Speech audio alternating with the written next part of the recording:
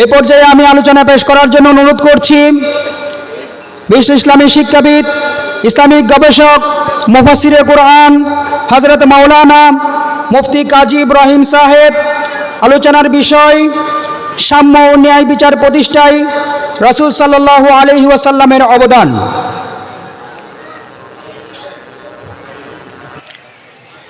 আসসালামু আলাইকুম ওয়া রাহমাতুল্লাহি ওয়া বারাকাতুহু। ইন্নাল হামদালিল্লাহি নাহমাদুহু ওয়া নাস্তাঈনুহু ওয়া নাস্তাগফিরুহু ওয়া নু'মিনু বিহি ওয়া নাতাওয়াক্কালু আলাইহি। মান ইয়াহদিল্লাহু ফালা মুদিল্লা লাহু ওয়া মান ইউদ্লিল ফালা হাদিয়া লাহু। وأشهد أن لا إله إلا الله وحده لا شريك له وأشهد أن محمدا عبده ورسوله أرسله بالحق بشيرا ونذيرا وداعيا إلى الله بإذنه وسراجا منيرا. أما بعد فقد قال الله في كلامه المجيد وفرقانه الحميد. يا أيها الذين آمنوا كونوا قوامين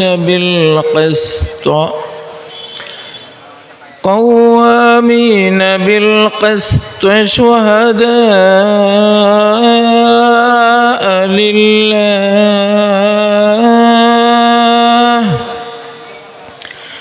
ولو على أنفسكم أو الوالدين والأقربين إن يكن غنيا أو فقيرا فالله أولى بهما فلا تتبعوا الهوى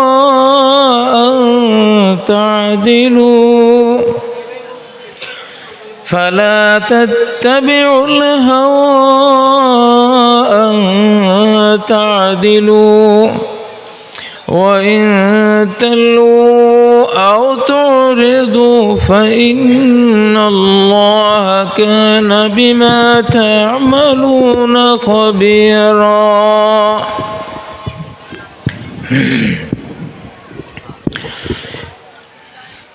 إن الله وملائكته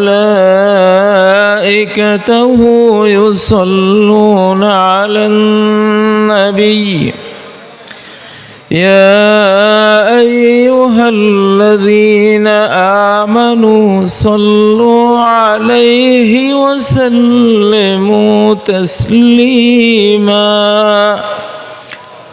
اللهم صل على محمد وعلى آل محمد كما صليت على إبراهيم وعلى آل إبراهيم إنك حميد مجيد. اللهم بارك على محمد وعلى آل محمد كما باركت على إبراهيم وعلى آل إبراهيم إنك حميد مجيد.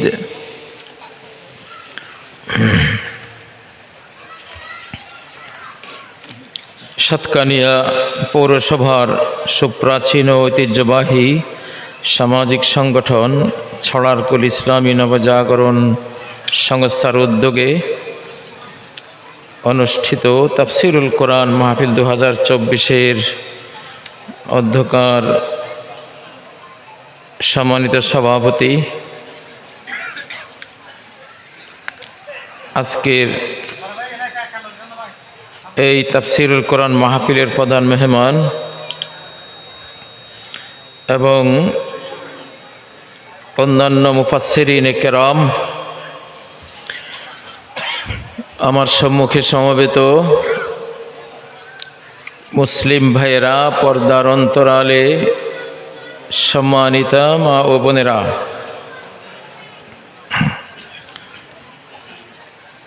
আল্লাহ তাবারাকা ওয়া তাআলার দিকে মোতাওয়াজ্জহ হচ্ছি, যিনি এই সাতকানিয়ার মালিক, এই সাতকানিয়ার যিনি সৃষ্টিকর্তা, এই সাতকানিয়ার সকল কিছু আকাশ থেকে যিনি পরিচালনা করেন। সারা বিশ্ব মহাবিশ্ব যেমন আকাশ থেকে পরিচালনা করেন, সেই মহাবিশ্বের মাঝে এই সাতকানিয়াও তো একটি অঞ্চল। এটাও কে চালান? কে চালান? আল্লাহু আকবার। ফাসুবহানাল্লাযী বিয়াদিহি মালাকুতু কুল্লি শাইইন ওয়া ইলাইহি তুরজাউন।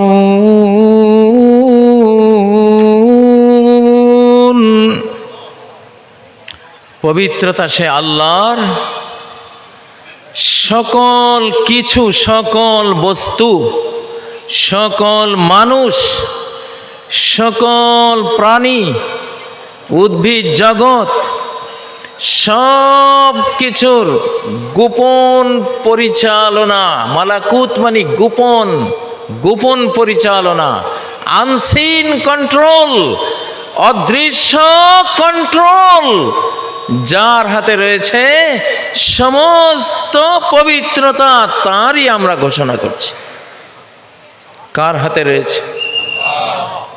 একজন মুমিন হিসেবে, অ্যাজ এ মুমিন, অ্যাজ এ বিলিভার, একজন বিশ্বাসী ইমানদার হিসেবে আমাদেরকে এটা বিশ্বাস করতে হবে, এই বক্তার জিহ্বা দিয়ে যতগুলো শব্দ বের হয়, ততগুলো শব্দ বের করার পেছনে শক্তিকে আল্লাহ, শক্তিকে।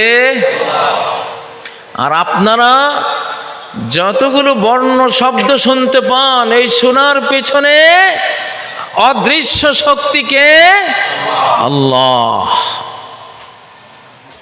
এখানে তিনি যদি অনুমোদন না দিতেন, আমি কাজী ইব্রাহিম 100 বছর কেন, 1000 বছর কেন, অনন্তকাল চেষ্টা করেও এখানে হাজির হতে পারতাম না। আর আপনারা যারা এসেছেন, আল্লাহর অনুমোদন না হলে আপনারাও কেউ এখানে ঢুকতে পারতেন না। আল্লাহ তৌফিক দেন বলেই কোরআনের মজলিসে আসেন। আমেরিকার হোয়াইট হাউসে বসার দাম বেশি না এই সাতকানিয়ায় বাংলার কোনো একটি কোরআনের তাফসিরের মাহফিলে বসার দাম বেশি? কার দাম বেশি? ইল্লা হাফাতহুমুল মালাইকা, চতুর্দিক থেকে ফেরেশতারা ঘেরাও করে নেয়, আকাশ পর্যন্ত বেষ্টনী দেয়। আল্লাহু আকবার। ওয়া নাযালাত আলাইহিমুস সাকিনাহ, অন্তর জগতে শান্তি নাজিল হয়। কি নাজিল হয়? শান্তি। কোরআনের মজলিসে আসলে অশান্তি লাগে না শান্তি লাগে? মসজিদে গেলে ইমাম সাহেব খুতবা দেয়, অনেক মুসল্লি ঘুমায়, ঠিক না? গানের মজলিসে কিন্তু ঘুম আসে না। আমি কোনোদিন গানের মজলিসে বসি নাই, তবে আমার আইডিয়া হয় সিনেমায় গেলে, গানের মজলিসে গেলে ঘুম আসে না, কিন্তু ওয়াজ মাহফিল, তাফসির মাহফিলে ঘুম আসে। কারণ নাযালাত আলাইহিমুস সাকিনা, ঘুমের ট্যাবলেট নাজিল হইতেছে। সাকিনা, সাকিনা মানে শান্তি। ঘুম কি অশান্তির জায়গায় হয় না শান্তির জায়গায় হয়? বান্দা যখন সেজদায় গিয়ে ঘুমাই পড়ে, আল্লাহ ফেরেশতাদের সাথে গৌরব করেন যে দেখ আমার বান্দার বডিটা পড়ে আছে আমার সেজদায়, তার রূহটা আমার হাতে। আল্লাহু আকবার। সব কিছু কার হাতে? বাংলাদেশ কার হাতে? যদি বাংলাদেশ আল্লাহর হাতে না থাকতো, যেই সরকার রে ভাই 25 জনের যে নড়বড়া, যে জাহাজ চালাতে 350 জন ক্রু লাগে, সেই জাহাজ আমরা চালাচ্ছি 25 জন দিয়ে। কয়জন? তাও আবার কারো বয়স 84, কারো বয়স 80। আসলে আমি বুঝতে পারতেছি না বাংলাদেশ কোনো এরা কেউ চালায় না। বাংলাদেশ আকাশের আল্লাহ চালান। আল্লাহর একদল স্পিরিচুয়াল বান্দা আছে, ওরা আল্লাহর সাথে যোগাযোগ করে। দেশটা মূলত ওদের হাতে, এই জন্য দেশটা চলবে ইনশাআল্লাহ। বাংলাদেশের ট্রেন লাইন দেখলে, আজ থেকে 40 বছর আগে ট্রেন লাইন দেখলে বিদেশিরা এসে বলতো আল্লাহ যে একজন আছে। বাংলাদেশের ট্রেন লাইন দেখে বুঝলাম, বিশ্বাস করলাম, এই লাইনের উপর দিয়ে কেমনে ট্রেন চলে। এটা আল্লাহ ছাড়া কেউ না চালাইলে, আল্লাহ না চালাইলে এইটা চলা কিনা সম্ভব না। আলহামদুলিল্লাহ, মুমিনরা 50% লাইফ চালায় ইমান দিয়া, আর বাকি 50% টাকা পয়সা দিয়া। ঠিক নয় কি? আল্লাহু আকবার। প্রিয় ভাইয়েরা, আমাকে আপনারা বিষয় দিয়েছেন যে সাম্য ও ন্যায় বিচার প্রতিষ্ঠায় রাসূল সাল্লাল্লাহু আলাইহি সাল্লামের অবদান। এই কথা বলার আগে একটা কথা বলি। গত মধ্যরাতে বাংলাদেশের সচিবালয়ে আগুন দিয়েছে। এইটা সারা বাংলাদেশে আগুন দেওয়ার শামিল। এটা রাষ্ট্রের উপরে আগুন চালিয়েছে ওরা। ভারতের দালাল, রয়ের দালাল, আধিপত্যবাদের দালাল এই দেশে ঘাপটি মেরে আছে। ওরা যদি তওবা না করে, ইস্তেগফার না করে, তাহলে আল্লাহর কসম করে বলছি এই বাংলাদেশের পবিত্র ভূমিতে তাদের থাকার কোনো ঠাঁই হবে না ইনশাআল্লাহ। আগুন দিয়েছে কোনো বুড়া উপদেষ্টার অফিসে না, নাহিদ আর সার্জিস না আসিফ, নাহিদ আর আসিফ যেখানে বসে 7 নম্বর বিল্ডিং, ওইখানে আগুন দিয়েছে।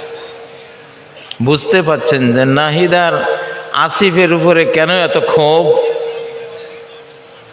নাহিদ বলেছিল এই বাংলাদেশ ইসলাম দিয়ে আমরা চালাবো। হ্যাঁ, ওইটা সহ্য হয় নাই।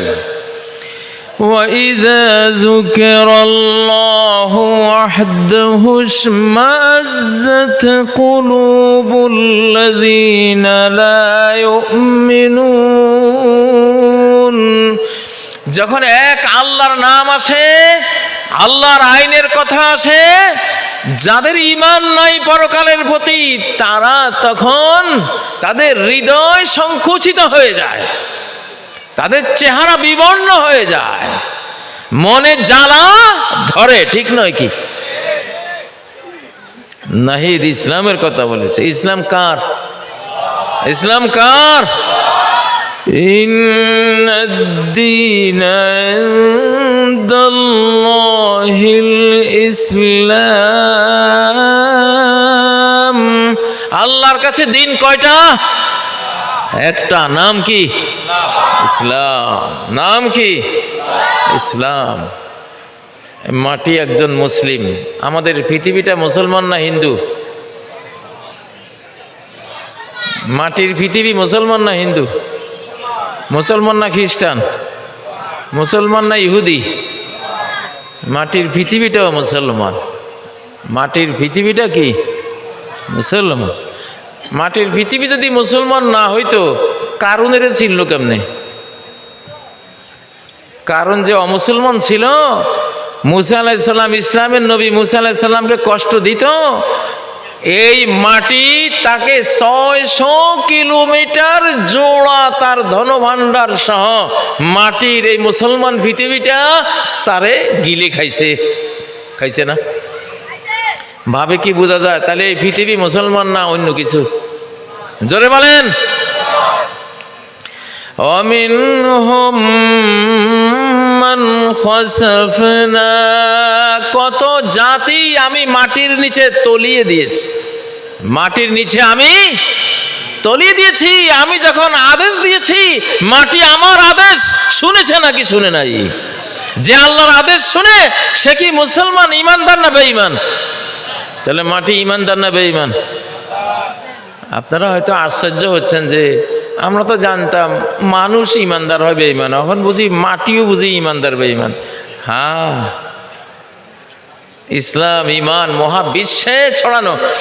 ওয়ালাহু আসলামা মান ফিস সামাওয়াতি ওয়াল আরদ, আল্লাহর সামনে ইসলাম কবুল করে আছে আসমান জমিনের কুল কায়নাত, সমগ্র সৃষ্টি জগৎ। আল্লাহু আকবার। তাহলে মাটি কি মৌলবাদী নাকি মৌলবাদী না? মুসলমান মানেই তো মৌলবাদী নাকি? যদি মুসলমানদের জঙ্গি কও তাহলে মাটিও কি জঙ্গি? গিলে খাবে, গিলে খাবে। কিয়ামতের আগে খুব ঘনাই গেছে, বেশি দিন নাই। ফিলিস্তিন সিরিয়া যখন মুক্ত হবে তখন মদিনার মানুষ সব চলে আসবে ফিলিস্তিনের দিকে। যখন মদিনা উজাড় করে সব এদিকে চলে আসবে, তখন বিশ্বযুদ্ধ, খুরুজুল মালহামা, খারাব ইয়াসরিবা খুরুজুল মালহামা, মদিনা যখন উজাড় হয়ে যাবে মহাযুদ্ধ স্টার্ট হয়ে যাবে। আল্লাহু আকবার। আমাদের দেশে অনেকে যুদ্ধের খবরে রাখে না। আমি তো আজকে যুদ্ধের ডিক্লার করে দিলাম স্পিরিচুয়াল গভর্নরের পক্ষ থেকে। বাংলাদেশে 2টা গভর্নর আছে, একটা হলো ফিজিক্যাল ডক্টর ইউনূস সাহেব যেটার প্রধান, আর একটা আধ্যাত্মিক গভর্নর আছে যেটার প্রধান কেটে বলবো না, কিন্তু সেটা আরো শক্তিশালী। এটা আধ্যাত্মিক সরকার। আধ্যাত্মিক সরকারের পক্ষ থেকে যেই মাত্র আমার সেক্রেটারি, ফিজিক্যাল সরকারের সেক্রেটারিয়েটে আগুন দিয়েছে ইসলামের কারণে অথবা সমন্বয়কদের প্রতি হিংসা বিদ্বেষের কারণে, আধ্যাত্মিক সরকারের পক্ষ থেকে যুদ্ধ ডিক্লার করে দিলাম আজকে। লড়াই লড়াই লড়াই চাই, লড়াই করে বাঁচতে চান কে? শুধু লড়াই করে মরতে চাই, লড়াই করে বাঁচতে চাই, 2টাই করবেন নাকি? বাঁচলে গাজী, মরলে শহীদ। তা স্লোগানটা ঠিক করেন। বাংলাদেশে এখন যা ওয়াজ করা হবে সব ঠিকঠাক, কোনো ভুল ওয়াজ আর করা হবে না, কোনো ভুল স্লোগানও দেওয়া হবে না। লড়াই লড়াই লড়াই চাই, লড়াই করে, তারপরে কি কইবেন? লড়াই করে মরতে চাই না, আগে কইবেন লড়াই লড়াই লড়াই চাই, লড়াই করে মরতে চাই। এটা সঠিক। সাহাবীরা কোনো দেশে গেলে, ইসলামের দাওয়াত নিয়ে গেলে, ওরা যদি দাওয়াত কবুল না করতো, তারা বলতেন তাহলে ট্যাক্স দাও, নিরাপত্তা ট্যাক্স দাও, আমরা তোমাদের নিরাপত্তার সব করব, মারামারি করব না। ট্যাক্স যদি না দাও, আগামীকাল সূর্য ওঠার সাথে সাথে এমন এক জাতির মুখোমুখি হতে হবে, তোমাদের কাছে মদ যত প্রিয় তাদের কাছে মৃত্যু তার চেয়েও বেশি প্রিয়। আল্লাহু আকবার। তাহলে কোরআন হাদিসের দৃষ্টিতে বাংলাদেশের এই স্লোগানটা আজকে ঠিক করে নেই। লড়াই লড়াই লড়াই চাই। এখানে একটু গন্ডগোল আছে, লড়াই চাওয়াটা ঠিক না। নবীজি বলেছেন লা তাতামান্নাউ লিকা আল আদু, কখনোই শত্রুর সামনে, শত্রুর মুখোমুখি হওয়ার আকাঙ্ক্ষা আল্লাহর কাছে করো না। ইসলাম অশান্তি চায় না। তাহলে লড়াই লড়াই লড়াই চাই, এটা হয় না। কি তাহলে কি হবে?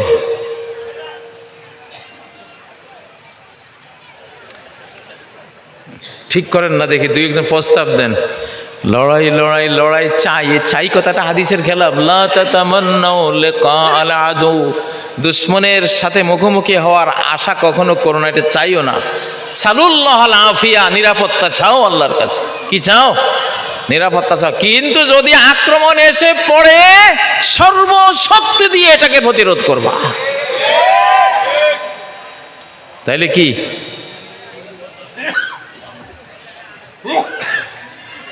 এখন তো ভাই হঠাৎ করে এত বড় স্লোগান পাল্টাবো কেমনে, ব্রেনে আসতেছে না। লড়াই চাই না, প্রতিরোধ চাই, নাকি? লড়াই লড়াই লড়াই চাই।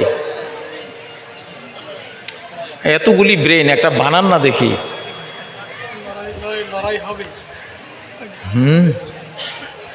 লড়াই লড়াই লড়াই হবে, মারতে আসলে যুদ্ধ হবে। মোটামুটি ঠিক হয়ে আসতেছে। লড়াই লড়াই লড়াই হবে, মারতে আসলে যুদ্ধ হবে, নাকি? ইনশাআল্লাহ। তাহলে লড়াই লড়াই লড়াই হবে, এটা হলো একটা কমন কথা। হবেই, যুদ্ধ একটা আসতেছে, এটা হবেই। লড়াই লড়াই লড়াই হবে, মারতে আসলে মরতে হবে, নাকি? মারতে আসলে, যে মারতে আসবে তার মরতেও হবে। আল্লাহ তাআলা, আপনি শুনতেছেন, আমরা কিন্তু যুদ্ধ চাই নাই। যুদ্ধ যারা আমাদের উপর চাপাবে তাদেরকে আমরা মারবো ইনশাআল্লাহ, নাকি? ও ভাইয়েরা, যুদ্ধ না চাইয়া করবেন কি? তাবলীগের মারামারি যে শুরু হয়েছে, আপনারা মনে করেছেন বুঝি এমনি মারামারি হচ্ছে? মাল্লাম ইয়াগজু ওয়ালাম ইউহাদ্দিস নাফসাহু বিল গাজওয়ি মাতা আলা শুবাতিম মিন নিফাক। সহিহ হাদিস। যে ব্যক্তি কখনো আল্লাহর জন্য কোনো যুদ্ধে যায়নি, দেশ রক্ষার স্বাধীনতা যুদ্ধে যায়নি, প্রতিরোধ যুদ্ধেও যায়নি, কোনো যুদ্ধে তার কন্ট্রিবিউশন নাই, কখনো যুদ্ধের আশা আকাঙ্ক্ষাও মনে নাই, অন্তরে নাই, এই লোক মুনাফিকের উপরে মরবে। কে কে মুনাফিকের উপর মরতে চান? মুনাফিকের শাখার উপরে মরতে চান? কে আছেন? হাত তোলেন না। ওইটা তো রাজি নেই। কিন্তু রাজি না থাকলে কি হবে? হাদিস তো কইতেছে আপনি রাজি না থাকা অবস্থায় মুনাফিকের শাখার উপরে মরবেন, কারণ আপনি যুদ্ধ চান নাই, যুদ্ধ করার কখনো আশাও অন্তরে পোষণ করেন নাই। আল্লাহ, আমার মাহফিলে, আমার এই মিডিয়ার মাধ্যমে যত লক্ষ মানুষ আজকের এই বক্তব্য শুনবে, সবাইকে যুদ্ধ আসলে যুদ্ধ করার একটা প্রস্তুতি অন্তর্জগতে গ্রহণ করার তৌফিক দেন। তাবলীগের মারামারি দেখি আমি খুব খুশি, এত খুশি ভাই। তাবলীগের মারামারি দেখা আমার রোগ ব্যাধি আর কিচ্ছু নাই শরীরে, আমি পূর্ণ সুস্থ। একটু অসুস্থ ছিলাম মনে হয় যেন, তাবলীগ জামাতের মারামারি দেখে আমি ফুল সুস্থ হয়ে গেছি। কারণ তাবলীগের মারামারি দেখে আরএসএস বিজেপি কইতেছে, ওরে সর্বনাশ রে, এই বুড়ার দল, হ্যাঁ, মাটিয়া সাপ বানাইছিলাম যাদেরকে, হেরা দেখি আজকে লাঠি ছোটা বাঁশ লই ছুটছে রে, সর্বনাশ। তো এই তাবলীগওয়ালারা যদি এরকম ছুটে, তাহলে জামাত শিবিরে কি করব? ওরা ভয়ে অস্থির। নজরুল, কবি নজরুল যখন ব্রিটিশরা এই গোটা ভারত দখল করেছিল, তখন এক পর্যায়ে কোনো এক ঘটনায় হিন্দু মুসলমান রায়ট হয়েছে। বুড়ারা জানে, হিন্দু মুসলমান রায়ট হয়ে লক্ষ লক্ষ হিন্দু মুসলমান মারা গেছে। নজরুল কবিতা লেখছে, জেগেছে মুসলিম জেগেছে হিন্দু, বিজয় কেতন উড়া। জেগেছে মুসলিম জেগেছে হিন্দু, বিজয় কেতন উড়া। এই যে মারামারি শিখছে, এটা ইংরেজের বিরুদ্ধে কাজে লাগবে। কার বিরুদ্ধে? ইংরেজের বিরুদ্ধে কাজে লাগবে। এখন যে তাবলীগের দুই দল সাত গ্রুপ আর জুবাইর গ্রুপ মারামারি করতেছে, এইটা ভারতের বিরুদ্ধে কাজে লাগবে ইনশাআল্লাহ। জেগেছে জেগেছে তাবলিগ, জেগেছে মুসলিম, বিজয় কেতন উড়া। ঠিক না বে ঠিক? আল্লাহ লাগাইছে ভাই, এই মারামারিটা আল্লাহ লাগাইছে। আল্লাহ চায় না যে তাবলিগে যায় এত সুন্দর মন নিয়া মসজিদে মসজিদে তারা এইভাবে দাওয়াতি কাজ নিয়ে করে এত সুন্দর মন নিয়ে যায়, এই লোকগুলি মুনাফিকের শাখার উপরে মরুক, এটা আল্লাহ চান নাই। এই জন্য যুদ্ধ লাগাই দিছে। ইনশাল্লাহ মারামারি যখন ট্রেনিং হয়ে যাবে, এবার ভারত আসুক আর মিয়ানমার আসুক, যেই আসুক তাবলিগলারও বাঁশ নিয়ে ছুটবে ইনশাল্লাহ। ঠিক না ভাই ঠিক? জেগেছে তাবলিগ, জেগেছে মুসলিম, বিজয় কেতন উড়া, নাকি? ইনশাল্লাহ। তাই বলে ভাই তোমরা মারামারি করো না। আমি তোমাদের মারামারিকে, এটা হলো মুসা আলাইহিস সালাম আর খিজির আলাইহিস সালামের ঘটনার মতো। মুসা আলাইহিস সালাম কয় আপনি নৌকা ভাঙছেন কা, ঠিক করেন নাই। খিজির আলাইহিস সালাম কয় একবারে ঠিক করছি। তুমি যেই বিধানে চলো আমি সেই বিধানে চলি না। তোমার বিধানে এটা বাহ্যিক নৌকা ভাঙ্গা যায় না, আরেকজনের নৌকা তুমি ভাঙবা কেন? কিন্তু আমার বিধানে আমি দেখলাম, আমি আল্লাহর কাছ থেকে জানলাম এক জালিম বাদশাহ এই মেসকিনদের নৌকাটা চিজ করে নিয়ে যাবে যদি আমি না ভাঙ্গি, আমি যদি ডুবিয়ে না দেই। তাহলে আমার এই ডুবনোর ভেতরে এই নৌকার জীবন নিহিত আছে। ও মুসা, তোমার জ্ঞানে, তোমার শরীয়ত, বাহ্যিক শরীয়তে ওইটা বলা নাই, কিন্তু আমার অভ্যন্তরীণ জ্ঞানে আল্লাহ আমাকে এটা ওহী পাঠিয়েছেন, আমাকে জানিয়েছেন, এই জন্য আমি ওটা ভেঙেছি। আল্লাহু আকবার। তো বাহ্যিক তাবলিগের মারামারি নিষেধ, হারাম, এটা আমরা বলবো হারাম। কিন্তু খিজির আলাইহিস সালামের বিধানে, আল্লাহর সৃষ্টিগত বিধানে এরকম হবে। তুমি যদি একটা অন্যায় করো, মুনাফিকের উপরে মরার মতো কাজ করো, আল্লাহ মুনাফিকি ছুটেই দিবেন তোমার বাঁশের লাঠি লই আর কোন ছিল, ঠিক না? আল্লাহ কোনটা না পারেন। এই জন্য তাবলিগের মারামারি দেখে আমি খুশি ভাই। তারা জাগছে, তারা কি জাগছে ইনশাআল্লাহ, আলহামদুলিল্লাহ। ও ভাইরা, রেড অ্যালার্ট। আমি আজকের এই মাহফিল থেকে বাংলাদেশের সকল খতিব, মসজিদের খতিব, সকল মসজিদের ইমাম, সকল মসজিদের মুয়াজ্জিন, সভাপতি, সেক্রেটারি, কমিটি, সকল ওলামা, মাশায়েখ, পীর, সকল ওয়াইজিন, মুফাসসিরিন, ছাত্র, সেনা, জনতা, সবাইকে আমি রেড অ্যালার্ট জানাচ্ছি। সবাই সতর্ক থাকুন, প্রস্তুত থাকুন। وَلْيَأْخُذُوا حِذْرَهُمْ وَأَسْلِحَتَهُمْ। তারা যাতে তাদের সতর্কতা নেয়, তবে শুধু খালি হাতে সতর্কতা না, وَأَسْلِحَتَهُمْ, তাদের অস্ত্র যাতে হাতে তুলে নেয়। লাঠিও একটা অস্ত্র। ডক্টর ইউনূস সরকার, সেনাপ্রধান জনাব ওয়াকারুজ্জামান, আমি কালকে বলেছি এরা দুইজন আমার কাছে ভেরিফাইড লোক, ভেরিফিকেশন করে নিয়েছি যে এই দুইজন ঠিক আছে ইনশাআল্লাহ। তারা দেশপ্রেমিক মানুষ। কিছু উল্টাপাল্টা বলে সেটা বাদ দেন, তাদেরকে আমি বলছি এই চট্টগ্রামের উপরে বিশাল ষড়যন্ত্র পাকানো হচ্ছে, এটাকে বাংলাদেশ থেকে কাট অফ করে দেওয়ার জন্য। রংপুর, রাজশাহী, ওই চিকেন নেকের অঞ্চলকে কাট অফ করার জন্য চক্রান্ত চলছে। নবীজির যুগে সেনাবাহিনী কেমন ছিল কে বলতে পারেন?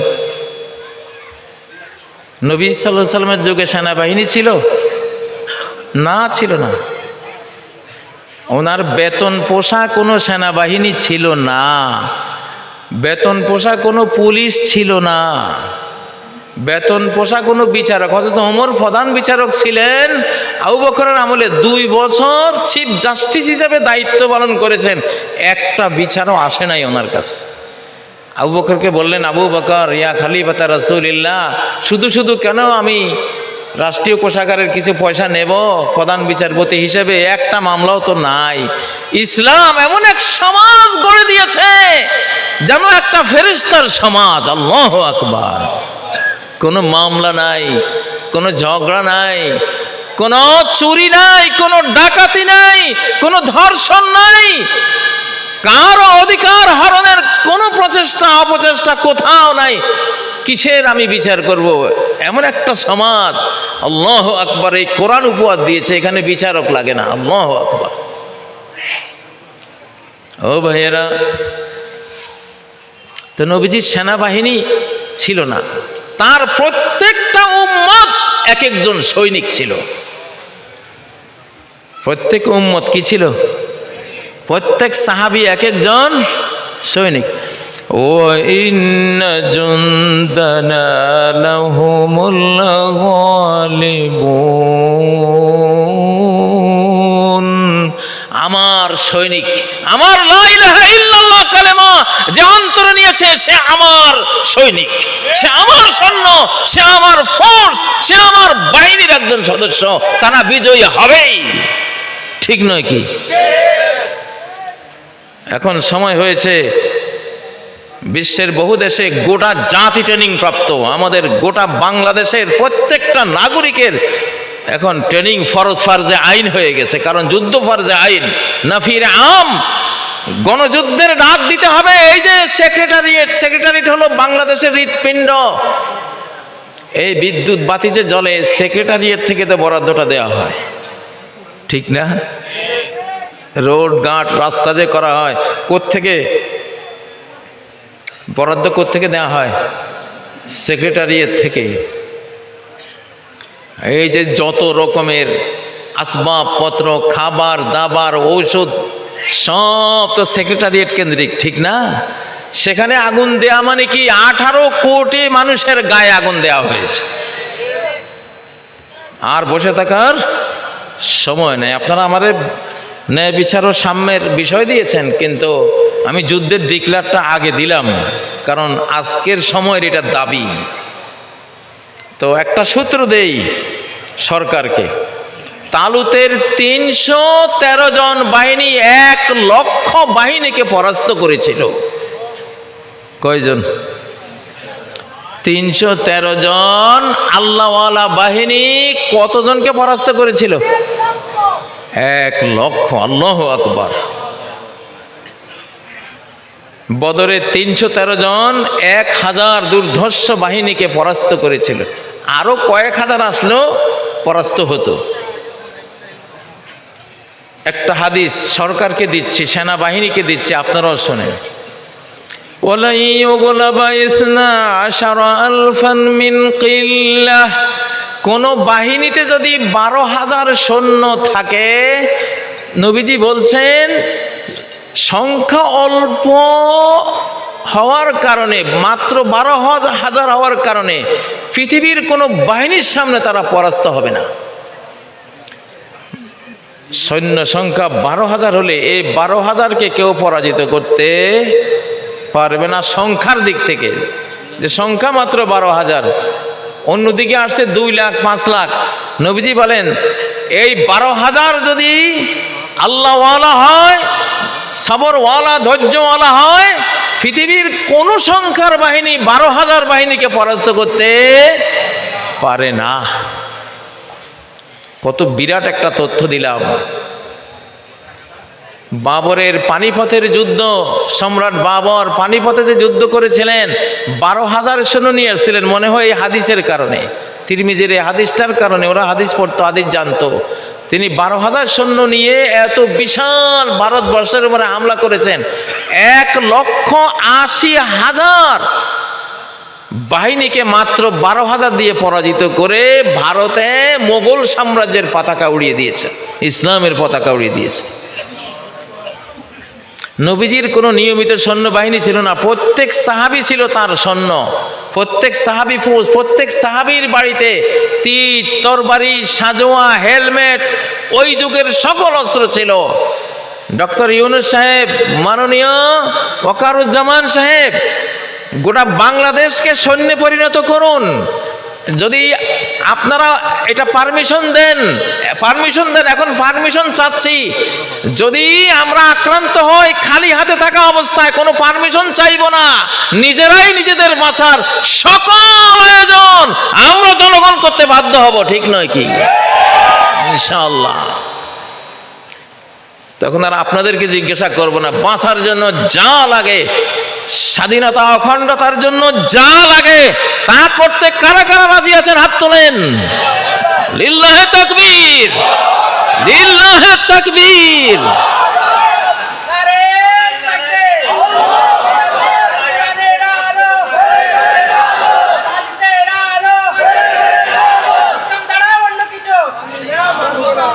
আমি জনাব ডক্টর ইউনূস এবং ওয়াকারুজ্জামান সাহেবদের তাদেরকে পরামর্শ দিচ্ছে এই হাদিসের, বাংলাদেশের চিটাগাং, রংপুর সহ সকল সীমান্ত এরিয়ায় 12,000 করে রিব্বিউন ইউনিট তৈরি করুন।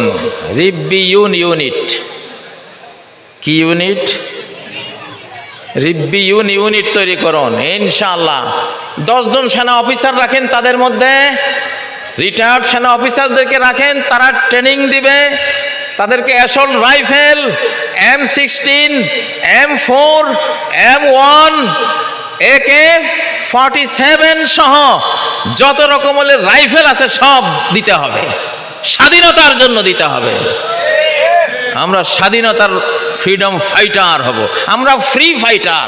আপনারা তো ফ্রিল্যান্সারের নাম শুনেছেন, আমরা কি হব? ফ্রি ফাইটার, আল্লাহর জন্য। কার? আমি যে রিব্বিউনের কথা বলছি, রিব্বিউন ইউনিট কি আপনারা একটু জেনে নেন, ওইটা বলে আপনাদের দেওয়া বিষয় আমি যাব। কি ইউনিটের কথা বললাম? রিব্বিউন মানে আল্লাহ প্রেমিক, আল্লাহওয়ালা। কি? আল্লাহওয়ালা। ভারতের বিরুদ্ধে একটা কথা বললেও আপনি জাহান্নাম থেকে মুক্তি পাবেন। ভারত বিরোধী যোদ্ধারা জাহান্নাম থেকে মুক্ত, আল্লাহ নবী ঘোষণা করেছেন। এই হাদিস আর কত শোনাবো আপনাদেরকে? ভারত বিরোধী যোদ্ধারা জান্নাতি, তারা জাহান্নাম থেকে মুক্ত অলরেডি। কারা কারা জাহান্নাম থেকে মুক্তির সনদ পেতে চান? কারা কারা চান? আল্লাহ, আমি তো চাই। আমার মিডিয়ায় যারা বক্তব্য শুনছেন সবাই চাইবেন। এই ভারত অন্যায় করে, আমরা কখনো তাদের বিরুদ্ধে অন্যায় করিনি, তারা আমাদের বিরুদ্ধে অন্যায় করেছে। সীমান্তে আমরা গুলি করি নাই, তারা গুলি করেছে। আমাদের সকল নদীর গতিপথ আমরা বন্ধ করি নাই, তাদের কোন নদীর গতিপথ আমরা বন্ধ করি নাই, তারা বন্ধ করেছে। এই ছোট্ট বাংলাদেশ, তাদের যেই জাতীয় আয় রেমিটেন্স, এই রেমিটেন্সের দ্বিতীয় বৃহত্তম বিলিয়ন বিলিয়ন বিলিয়ন ডলার তারা চুষে নিয়ে যায় জোকের মতায় ছোট্ট বাংলাদেশ থেকে, এই বাংলাদেশ থেকে। ও বন্ধুরা, আর আমরা ওই 71 সালে কি 1 ফোঁটা নিয়েছিলাম, যদি না নিতাম কত ভালো করতাম। ওই খোঁটা আজও শুনি। খোঁটা দিতে দিতে মোদি সাহেব বলেই ফেললেন 1971 সালে ভারত নাকি বিজয়ী হয়েছে পাকিস্তানের বিরুদ্ধে, আমাদের 2,88,000 মানুষের জীবন দিল, এটার কোনো উল্লেখই নেই। বাংলাদেশ মুক্তিযুদ্ধের কোনো উল্লেখই নেই। এটা সহ্য করা যায়? আর কথা উঠলেই বলে 71 সালে ওনারা কি যে করে ফেলছেন। 60,000 কোটি টাকার পাকিস্তানি সৈন্যদের রেখে যাওয়া অস্ত্র লুট করে নিয়ে গেছেন। ঢাকা বিশ্ববিদ্যালয় সহ সারা ঢাকার কারেন্টের সুইচ সহ চুরি করে নিয়ে গেছে। শৈবল দিঘিরে বলে উঁচু করি শির, শৈবল দিঘিরে বলে উঁচু করি শির, লিখে রেখো 1 ফোঁটা দিলেম শিশির। বুঝেন না?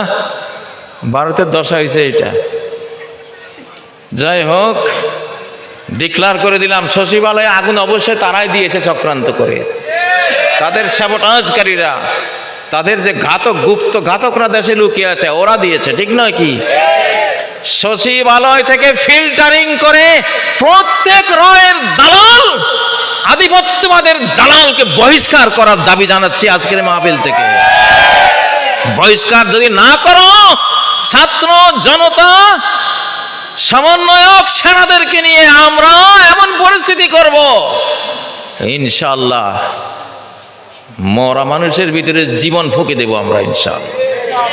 ঈসা আলাইহিস সালাম ফু দিলে মরা জিন্দা হয়ে যেত, আছে না? আল্লাহ কি না পারেন। মরা বলতে এখানে ওই মরা না রে ভাই, মরা মানে এলো এই যে তাবলিগলারা আমাদের বুড়া থুড়া এই যে আদা মরা না, কিভাবে জিন্দা হয়ে গেছে আমাদের স্লোগানে, আমাদের অগ্নি ঝরা বক্তৃতার চোটে আদ মরারা সব কি হয়ে যাবে, যুবক হয়ে যাবে। আমি যৌবনের গান কি এমনি গাই, আমার বয়স এখন 63 পার, কিন্তু শরীর আমি তো অনুভব করি, আমি থাক কইলাম না আর কিছু। মুসলমান আমার বুড়া হয় কেমনে? আমার বাবা 86 বছর বয়সে, ওনারে কেউ বুড়ো বললে উনি হাতা খিচেইতো। আমার মধ্যে বুড়ার কি দেখলি তুই? একটা ইমানের বল, কিসের বল? ও ভাইয়েরা, তাহলে যুদ্ধ কিন্তু ডিক্লেয়ার করে দিলাম। আর সরকারকে বললাম গ্রামগঞ্জের সর্বত্র কাজী ইব্রাহিমদের মতো যারা ফ্রিডম ফাইটার, স্বাধীনতার সৈনিক, এই বাংলাদেশে এই দ্বিতীয় স্বাধীনতার ঘোষক কিন্তু কাজী ইব্রাহিম। গৌরব না, এটা গৌরবের কথা না, ইতিহাস। ইতিহাস 2021 সালে 27 সেপ্টেম্বর যখন ঘেরাও দিয়েছিল আমার বাসাটা, রয়ের স্তূপের মাঝখানে দাঁড়িয়ে আমি তো স্লোগান দিয়েছিলাম সবার আগে, স্বাধীন বাংলাদেশ জিন্দাবাদ, মুক্ত বাংলাদেশ জিন্দাবাদ, হিন্দুস্তানি রাজাকার ধর ধর মার মার, এই স্লোগান এই বান্দা দিয়েছিল। সেই স্লোগানও ছিল রাব্বুল আলামিন শাহের কাছে একটা দোয়াও ছিল, একটা প্রেয়ারও ছিল, তিনি কবুল করেছেন। এটা আলেমদের, এই দ্বিতীয় স্বাধীনতার রূপকার থিঙ্কার হলো আলেম সমাজ। আলেম সমাজ তাদের আল্লাহর সাথে যোগাযোগ করে এমন এক আবহ দেশে তৈরি করেছে, শিশুরা পর্যন্ত যুদ্ধে ঝাঁপিয়ে পড়েছিল, কিশোর তরুণ না, আমাদের মা জাতি পর্যন্ত সে যুদ্ধে ঝাঁপিয়ে পড়েছিল। ঠিক নয় কি? যুদ্ধে যারা ঝাঁপ দিয়েছে তারা আমাদেরই এই মাহফিলগুলির ছাত্র, তারা সাইদির ছাত্র, তারা কামাল উদ্দিন জাফরির ছাত্র, তারা আহমদ শফির ছাত্র, তারা আজহারির ছাত্র, তারা বাংলার আনাচে কানাচে যত বক্তারা আছে, আমির হামজারা আছে, যত ইসলামিক স্পিকাররা আছে, এদেরই তৈরি ছাত্র হলো 5ই আগস্ট, যারা অলৌকিকভাবে একটা কারামত আল্লাহর পক্ষ থেকে পেয়ে ওই বিপুল শক্তিধর এক ফেরাউনকে বাংলাদেশ থেকে বিদায় করেছিল। ঠিক নয় কি?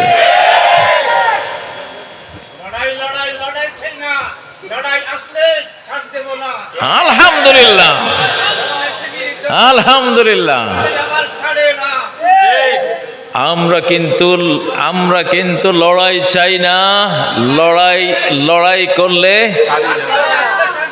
ছাড় দেব না। আমরা কিন্তু ফাইন কথা বলছে, আমরা কিন্তু মারতে চাই না, মারতে এলে ছেড়ে দেই না, মারতে এলে আলহামদুলিল্লাহ। আপনি দাঁড়ান তো একটু, আপনারা সারা পৃথিবীর মানুষ দেখুক, উঠেন। এই যে এই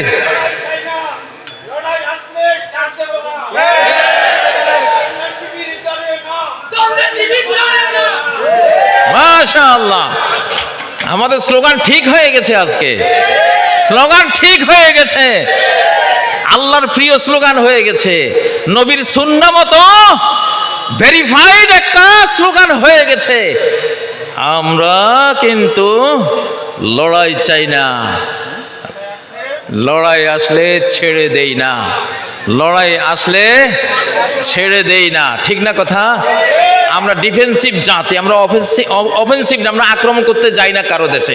আক্রমণ করতে আসলে এই বাংলাদেশে ঢুকার 100টা রাস্তা আছে, মারতে আসলে পালাবার রাস্তা একটাও নাই। বাংলাদেশে ঢোকার জন্য রাস্তা কয়টা আছে? 100টা, কিন্তু মারতে আসলে পালাবার রাস্তা একটাও নাই। এটার একটা ঘটনা বড়াই বাড়িতে ঘটেছিল, যারা আমাদের সীমানায় ঢুকে পড়েছিল 3 শতাধিক লাশ ফেলে পালাতে চেয়েছিল, পালাতে পারে নাই, পালাতে গিয়েও মরে গেছে। তাহলে বাংলাদেশ কি ভয়ঙ্কর দেশ, জোয়ার ভাটার দেশ, সকালে জোয়ার বিকালে ভাটা, বাবারে মারাত্মক দেশ। এটা মুহূর্তে ফুঁসে উঠে আবার ঠান্ডা হয়, আবার ফুঁসে উঠে। জোয়ার ভাটার দেশের মানুষকে কন্ট্রোল করা যায় না। এই দেখবা যে মনে হয় যেন নাই, গেছে, শেষ হই। আরে আল্লাহ রে, কয় ঘন্টা পরে দেখা যায় দুই কুল ছাপিয়া মাতিয়া ছুটিয়া চলে ধারা করো তোর, ঠিক না? এটা সেই দেশ। জোয়ার ভাটার দেশের মানুষকে কন্ট্রোল করা যায় না। যাই হোক, আপনারা তো প্রস্তুত আলহামদুলিল্লাহ। আমার ওয়াজ হয়ে গেছে আজকের ভাই। এই ওই যে 12,000 বাহিনীর কথা বলছি, আল্লাহ যদি বাংলাদেশ সরকার যদি এটা অ্যাকসেপ্ট করেন, জেনারেল ওয়াকার আপনারা নেন, আমি কাজী ইব্রাহিম 12,000 ফ্রি ফাইটার আমি পুষবো ইনশাআল্লাহ। আমি যেখানে থাকবো সেখানে বিমান বিধ্বংসী কামান বসাবো ইনশাআল্লাহ। যত রকমের মারণাস্ত্র, এখন আর জায়গা জমি আলমারি আর কিনা কয় ওয়ার্ড্রপ হাবি জাবি না কিনে কি কিনবো? আমি প্রতিদিন কতবার কল্পনা করি, আমার আল্লাহ নবী মসজিদে ইমামত করতে গিয়ে একটা তলোয়ার কাঁধে নিয়ে ইমামত করেছেন, ঠিক না? সশস্ত্র অবস্থায় থাকবে মুমিন, সবসময় সশস্ত্র অবস্থায় থাকবে। সেনাবাহিনী আপনারা শুনেন আল্লাহ কি বলেছেন, অলিয়া খুজু হেজরহম, মুমিনরা যাতে তাদের সতর্কতা গ্রহণ করে এবং অস্ত্র তারা যাতে সাথে রাখে, অস্ত্র থুয়ে। এটা হলো সূরা আন-নিসার কত নম্বর আয়াত? সূরা আন-নিসার 102 নম্বর আয়াত। পিলখানায় যে আমাদের বাংলাদেশের সেদিন মানে সেনাশক্তিটা প্রায় ধ্বংস হয়ে গিয়েছিল, ঠিক না? এত আর্মি অফিসার মারা গেছে, কোনো একক দেশের দ্বিতীয় বিশ্বযুদ্ধের সময় এত আর্মি অফিসার মারা যায় নাই। সেখানে একটা বিশাল রং ডিসিশন ছিল, একটা ভুল সিদ্ধান্ত ছিল, একটা ভুল সিস্টেম ছিল।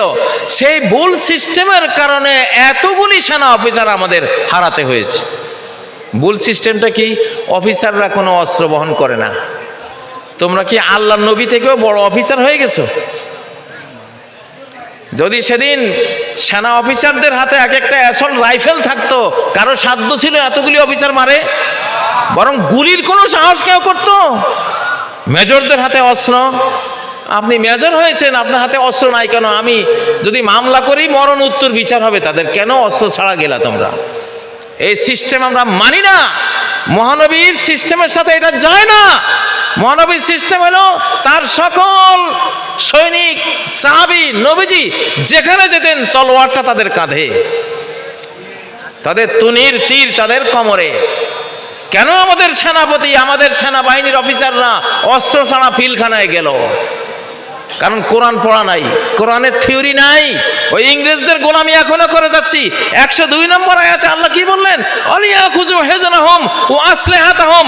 নামাজ পড়তেছো, নামাজের মধ্যেও সতর্ক থাকো, সশস্ত্র থাকো। আল্লাহু আকবার। কত বড় সতর্কীকরণ! সূরা আন-নিসার 102 নম্বর আয়াত। যাই হোক, এটা রানিং যে পরিস্থিতি চলছে দেশে, সেজন্য একটু যুদ্ধের দিকে না গিয়ে উপায় নাই। আর আমি তো এবার বাংলাদেশে এসে প্রথম মাহফিল চিটাগাঙে আসলাম। আল্লাহ আমাকে চিটাগাঙেই মঞ্জুর করেছেন। আর কোথাও কত মাহফিল এসছে, আমি একটাও নেই। আকাশ থেকে মঞ্জুরি আসে নাই। আল্লাহ বলেন, মনে হয় যেন আল্লাহ বলতেছেন, কাজী তুই আবার গোলাম, তুই চিটাগাং যা, ওখানে সমস্যা আছে।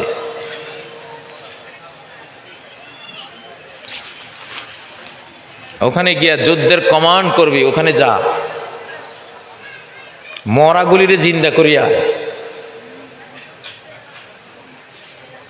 আমার একটা ইতিহাস আছে, জামিয়া কাসিমে আমি 30 বছর হাদিস পড়াইছি। মাঝে মধ্যে জামাত শিবিরের মিছিলে নেতৃত্ব দিয়েছি, খুব কম। যখনই কোনো মিছিলের প্রয়োজন হতো আমাকে দাঁড়া করে, হুজুর আপনি একটু বলে দেন। আপনি বলে দিলে একটা ছাত্র বাড়ি এই মাদ্রাসায় থাকবে না, সব রাস্তায়। আমি এমন কিছু কমান্ডিং বক্তৃতা করতাম, বক্তৃতা ছোটে আমাশার রোগী, গ্যাস্ট্রিকের রোগী জ্বর টর লইয়া শুদ্ধ রাস্তায় পড়তো। সত্য কি নাই যে একজন আছে এখানে, দাঁড়াও তো তুমি কোন একটা, আজকাল সাক্ষী না হলে এই যে আমার ছাত্র, ও জিজ্ঞাসা করেন সত্য কইছি কিনা? হ্যাঁ বলছে, জি জি বলছে। ওই দেখতে ছোট হইলে কি হবে, অনেক বড় বুদ্ধিজীবী। ওর এক ভাই ঢাকা বিশ্ববিদ্যালয়ের সাংবাদিকদের সভাপতি, এতটুকু, সেটাও আমার ছাত্র। ঢাকা বিশ্ববিদ্যালয়ের সাংবাদিকদের সভাপতি হওয়া কি ছোট বিষয়? বড় বিষয়। এক সময় ছিল, খুব দাপটে সভাপতি ছিল। ছাত্রলীগের সেক্রেটারি জেনারেল আমারই ছাত্র SM জাকির, মন্ত্রীর মতো চলতো, ওটাও আমার ছাত্র। আর শিবির করতো, কিন্তু ওখানে গিয়ে ছাত্রলীগের সেক্রেটারি জেনারেল। আমরা বলে দিয়েছি, আমরা শিক্ষা দিয়েছি যে যখন দেখবা যে তোমারে সন্দেহ করে, তুমি সমস্যা কি? কৌশল আর হারবু খাদা, যুদ্ধ হলো কৌশলের নাম। কৌশলে জীবন বাঁচাবা, যেই কৌশল যখন নিতে হয় নিবা। প্রিয় বন্ধুরা, এবার আপনাদের বিষয়ে একটু আসি। সাম্য ও ন্যায় বিচার, সাম্য আর ন্যায় বিচার। এবার তো বৈষম্যের বিরুদ্ধেই তো আন্দোলনটা উঠছিল নাকি? বৈষম্য বিরোধী কোটা আন্দোলন না, সাম্যের জন্য ছাত্ররা আন্দোলন করেছে। ছাত্ররা চেয়েছিল কোটা। কি চেয়েছিল? আমি আবার এক মাহফিলে যে ওয়াজ করি, আরেক মাহফিলে ওয়াজ করি না, আমার এটা ভালো লাগে না। একটা মাহফিলে একটা ওয়াজ করবো, আরেক মাহফিলে ডিফারেন্ট। আপনারা আমার কোনো একটা মাহফিল, আমার 500 মাহফিল একসাথ করলেও হুবহু মিলাইতে পারবেন না। এটা আমি ইচ্ছা করেই করি, কারণ সব মাহফিলে এক কথা কইলে তাইলে মিডিয়ার যুগ, পাবলিক পাইলটা কি? এখন বক্তাদের বড় দুর্দিন চলছে। আগের যুগের বক্তারা করতো কি, বছরে ওয়াজ একটা ঠিক করতো। চিটাগাং গিয়ে ওই ওয়াজ, ঢাকা গিয়ে সেই ওয়াজ, নোয়াখালী গিয়ে সেই ওয়াজ, রংপুর গেলে সেই ওয়াজ, খুলনা, বরিশাল, মানে 64 জেলায় গিয়ে ওয়াজ একটাই। কারণ ওই সময় রেকর্ডও ছিল না। ওই সময় মানে এই ওয়াজের শ্রোতা, এই মাহফিলের শ্রোতা আরেক মাহফিলে যাবে এটা সম্ভব ছিল না। এই জন্য একটা ওয়াজ চলতো, সেই বিষয়টা জরুরি ছিল।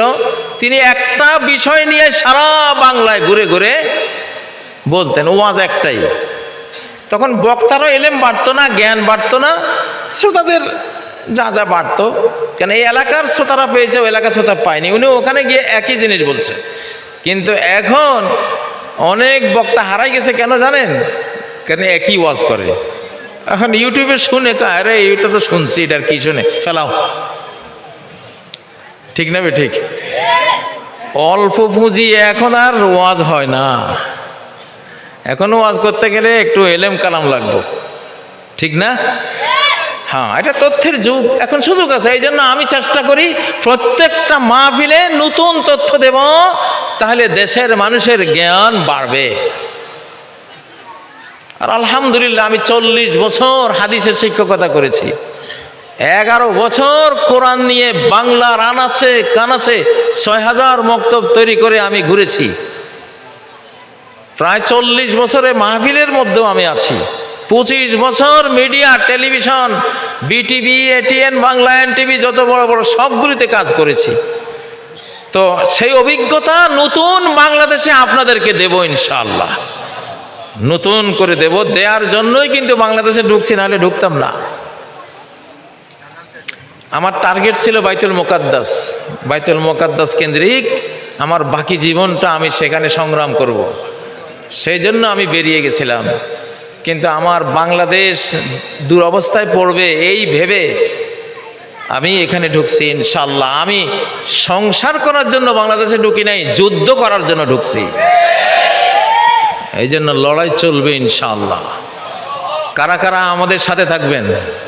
কারা কারা? আল্লাহ কবুল করেন, মুনাফিকি থেকে বাঁচান।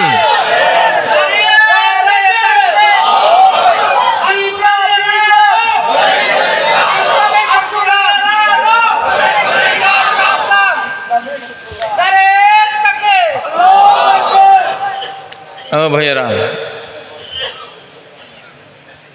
লড়াই হলো জান্নাতে যাওয়ার কোন আচ্ছা পথ। কোন আচ্ছা পথ চিনেন? ওটা লক্ষ্মীপুরের ভাষা কইলাম, আপনাদের চিটাগাঙ্গে কি কয় তা তো জানি না। বাদ্দার দেশে আপনারা কি কন? কোনাকুনি পথে যে বর্ষাকালে যখন পানি টানি শুকিয়ে যায় ক্ষেতের, এখন রাস্তাটা ধরেন এই দিকে গেছে 1 কিলো, এরপরে আবার ঘুরে আবার এমনি 3 কিলোমিটার রাস্তা ক্ষেত দিয়ে নেমে চলে গেলে আধা কিলো হয় না। এই রাস্তাটা কি বলেন? আইল, কোনাকুনি পথ। লড়াই হলো জান্নাতে যাওয়ার কোনাকুনি পথ, ঘুরে গাড়ি নাই। নবীজির কাছে ঈমান এনেছে, মাত্র লা ইলাহা ইল্লাল্লাহ পড়েছে, যুদ্ধে গেছে, 1 ওয়াক্ত নামাজও পড়তে পারে নাই, যুদ্ধে গিয়া শহীদ হয়ে জান্নাতে চলে গেছে। আল্লাহু আকবার। এটা ঘুরা রাস্তা না, এটা কি? ইয়াগফির লাকুম যুনুবাকুম ওয়া ইউদখিলকুম জান্নাত।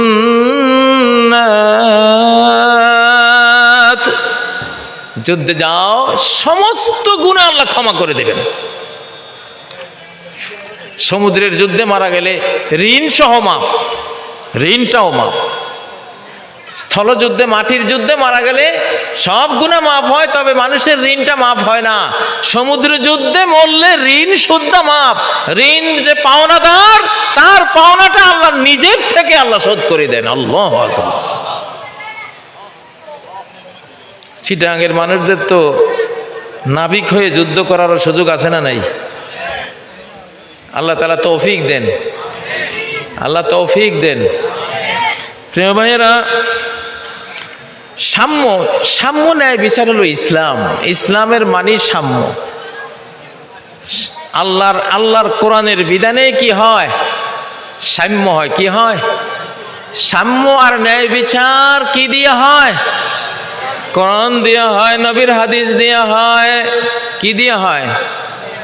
আল্লাহ বলেন, আমি নবীদের সাথে কোরআন দিয়েছি, কিতাব দিয়েছি, আসমানি সংবিধান দিয়েছি। কেন দিয়েছি? লিয়াকুমান্নাসু বিল কিসত, যাতে করে মানব জাতি ন্যায়, সাম্য, ইনসাফ প্রতিষ্ঠা করতে পারে। লিয়াকুমান্নাসু বিল কিসত, সূরা আল হাদিদের 25 নম্বর আয়াত। আল্লাহ তাআলা নবী পাঠানোর উদ্দেশ্য কি? বাইয়ানাত, স্পষ্ট দলিল, কিতাব, আকল, বিবেকে সব দেওয়ার উদ্দেশ্য কি? একটাই উদ্দেশ্য, লিয়াকুমান্নাসু বিল কিসত, যাতে মানব জাতি কি কায়েম করতে পারে? ইনসাফ কায়েম করতে পারে। সুবহানাল্লাহ। তাহলে ইনসাফ করবেন কি দিয়া? কোরআন দিয়া। কোরআন ছাড়া কি ইনসাফ হয়? আমারে যে ধরে নিয়েছিলেন, আলেমদেরকে যে ধরা হয়েছিল, আলেমদেরকে যে ধরা হয়েছিল, সাইদি সাহেবকে যে আটক করা হয়েছিল, নিজামী ভাইদেরকে যে ফাঁসি দেওয়া হয়েছিল, ইনসাফ হয়েছে? আরে বাবা, অপরাধ প্রমাণিত হওয়ার আগেই তুমি বলো আসামি। তুমি আমারে কেমনে আসামি কইলা? তুমি আমারে আসামি যে কইলা, কত বড় অবিচার করলা তুমি। কেন আমারে আসামি বললা? আগে বিচারক বলবে, রায় দিবে যে হ্যাঁ তিনি এই অপরাধ করেছেন, দলিল, সাক্ষী, প্রমাণে এটা এস্টাবলিশড হয়ে গেছে, প্রমাণিত হয়ে গেছে। তখন আপনি বলতে পারেন আমি কি অপরাধী বা আমি একজন আসামি। আপনি ধরিয়ে হ্যান্ডকাপ দিয়ে দিলেন, দিয়া কইলেন উনি কি? আমারে যে ধরা হয়েছিল, হাজার হাজার আলেমদেরকে ধরা হয়েছিল, মামুনুল হক সাহেব যে ধরা হয়েছিল, কোনো মামলা ছিল ধরার সময়? মামলাই তো নাই।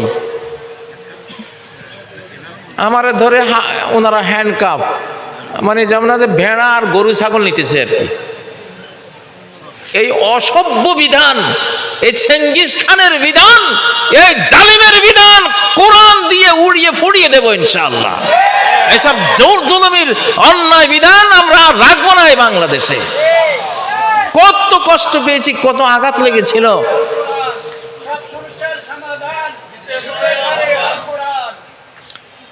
এক একজন আলেমে দ্বীন, এরা হলো নবীর ওয়ারিস। কার ওয়ারিস? নবীর ওয়ারিস। নবীদের লাগানো বাগানের ফুল, এক একজন আলেম নবী বাগানের ফুল, এক এক ফুলের এক একটা ঘ্রাণ, ঠিক না? এক এক ফুলের এক একটা সৌন্দর্য। নবী বাগানের ফুল এগুলি, এই ফুলগুলিকে কচলিয়ে দুমড়িয়ে মুচড়িয়ে শেষ পর্যন্ত নিজেই বহিষ্কৃত এবং বিতাড়িত হয়ে গেছে দেশ থেকে। তো এগুলি করেছিল ৭২-এর সংবিধান দিয়া। কি দিয়া? ৭২ কথাটা বাংলাদেশে সুনামের না দুর্নামের? দুর্নামের। শেখ মুজিব ৭২ সালে সব ছাত্ররে গণহারে পাস করে দিছিল, কোনো ফেল নাই। ২-১ বিষয় পরীক্ষা দেয় না, সেও পাস।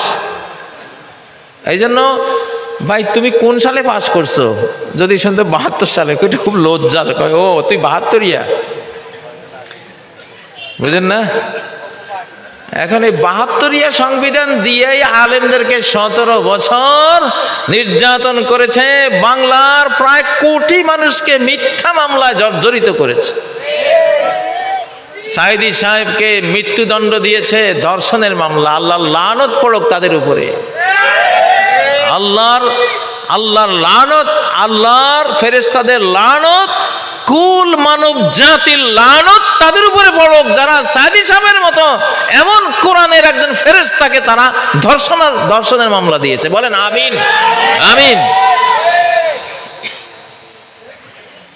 কত বড় জুলুম! এই জুলুম করা হয়েছে তো ৭২ইয়া সংবিধান দিয়া, ঠিক না?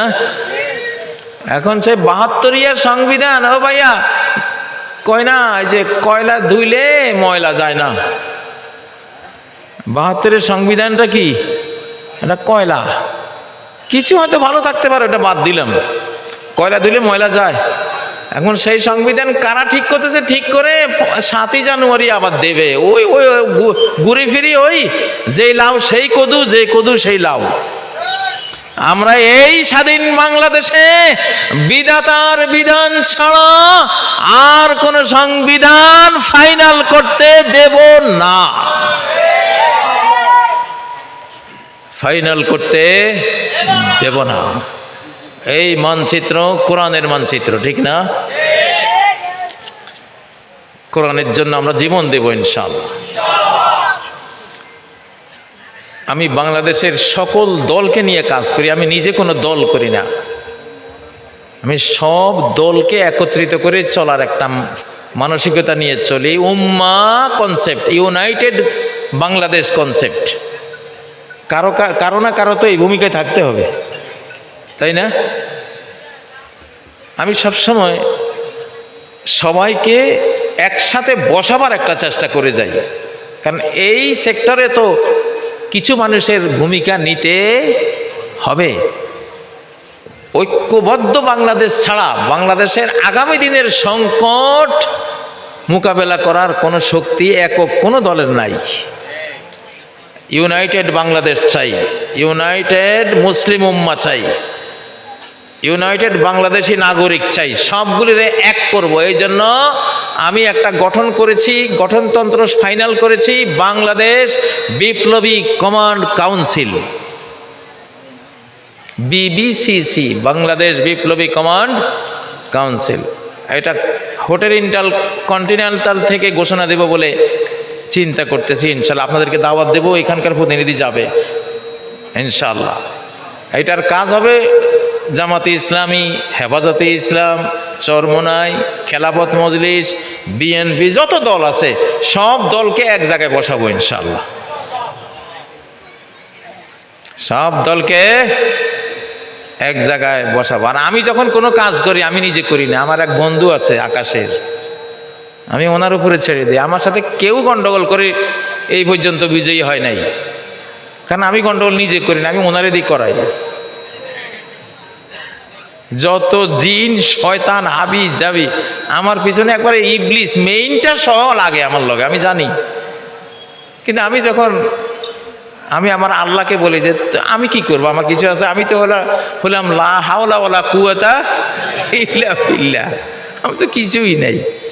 বিপদ থেকে বাঁচারও ক্ষমতা নাই, কোনো কাউকে ঘায়েল করারও ক্ষমতা নাই।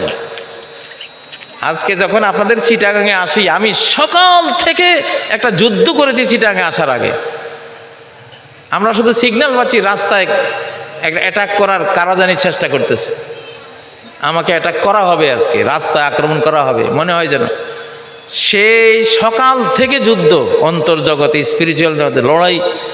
শেষ পর্যন্ত আমি জিজ্ঞাসা করেন, আমি চট্টগ্রাম বিমানবন্দরে নেমে বলে দিয়েছি, তোরা আমার জন্য 3টা গাড়ি রেডি কর, আর নয় এখান থেকে বিমানে আবার ফেরত চলে যাবো, আমি রোডে যাব না, রোডে যাব না, আমি সিগন্যাল পাইতেছি না রোড ক্লিয়ারের। যা হোক, আল্লাহ তাআলা ওনাকে বলেছে। এটা এগুলি কিছু জিনিস কয় না, পশু পাখি না জানিতে মায়ে জানে আগে। টেলিপ্যাথি, মানুষের অন্তরে বার্তা আসে, বিশেষ করে কোরআন যাদের হৃদয়ে থাকে তাদের কাছে বার্তা আসে, তারা টের পায়। তো এই চিটাগাং বন্দরে নেমে এদেরকে বলেছি, বেঁকে গেছি যে না আমি যাবই না এই রোডে এই রাতের বেলা, তোরা হয় গাড়ি কয়েকটা আন, আর না আমি ফেরত গেলাম। তখন 2টা গাড়ি রেডি করছে। পরে দেখলাম যে না, আল্লাহ তাআলা তিনি একটা অন্তরে শান্তি দিয়েছেন যে না ইনশাল্লাহ আমি কাজ করতেছি, তুই যা। প্রত্যেকটা মানুষেরই বন্ধু আল্লাহ ছাড়া কোনো বন্ধু নেই, প্রত্যেকটা মানুষেরই আল্লাহ ছাড়া কোনো সাহায্যকারী নাই। এখন যারা বুঝে তারা আল্লাহকে কাজে লাগায়, যারা বুঝে না তারা বিপদে পড়ে, ঠিক নয় কি? আল্লাহুম্মা বিকা আজুলু ওয়া বিকা আসুলু ওয়া বিকা উকাতিল। নবীজি যুদ্ধের মাঠে যেতেন, গিয়ে বলতেন আল্লাহুম্মা বিকা আজুলু, আমার হাতে তলোয়ার আছে বাট তলোয়ার দিয়ে লড়ি না, আমার হাতে বল্লম আছে বল্লম দিয়ে লড়ি না, আমার কাছে তীর আছে তীর দিয়ে যুদ্ধ করি না, আমার কাছে হেলমেট বর্ম সব আছে এগুলো দিয়ে বাঁচি না। বেকা আজুলু, আমার যত স্পন্দন, আমার যত মুভমেন্ট হে আল্লাহ তোমাকে দিয়ে আমি করি। কাকে দিয়ে? আল্লাহকে। সাইয়্যিদুল মুরসালিন যদি আল্লাহকে দিয়ে মুভমেন্ট করেন, আপনি কারে দিয়ে করবেন? আপনার কোনটা উচিত? কোনটা? মুসলমান কাজে লাগবে, সামনে চিটাগে মানুষের সবার আগে কাজে লাগবে। কাকে দিয়ে মুভমেন্ট করবেন? আল্লাহুম্মা বিকা আজুল, আল্লাহ একমাত্র তোমাকে দিয়েই মুভমেন্ট করি, রণপ্রস্তুতি গ্রহণ করি, আর কোনো কিছু দিয়ে না, আর কাউকে দিয়ে না, আমার নিজেকে দিও না, কারণ আমার নিজেরও কিছুই নেই, আমি নিজে তো ফকির, তোমার ফকির, আমার মাও ফকির নেই, আমার বাবাও ফকির, সব তো ফকিরের গোষ্ঠী, কিছুই তো নাই। যা আছে কার কাছে?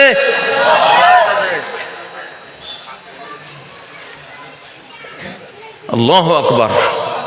আল্লাহুম্মা বিকা আজুলু ওয়া বিকা আসুলু, হে আল্লাহ আমি যখন আক্রমণ করি তলোয়ার দিয়া, মানুষ দেখে আমি তলোয়ার দিয়ে আক্রমণ করছি, বাট আমি আসলে তলোয়ার দিয়ে আক্রমণ করি নাই, তোমাকে দিয়ে আমি আক্রমণ করেছি। যেই তলোয়ার দিয়ে, যেই তলোয়ারের মালিক এটা মনে করবে যে আমি যে তলোয়ারটা মারছি আমি মারছি না, আমার আল্লাহ মারছেন, সেই তলোয়ারের ক্ষমতা কতটুকু, আল্লাহু আকবার, এটা আল্লাহ ছাড়া কেউ জানে না।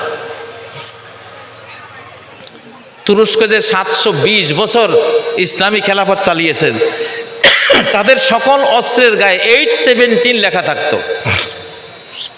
কি লেখা থাকতো? 817।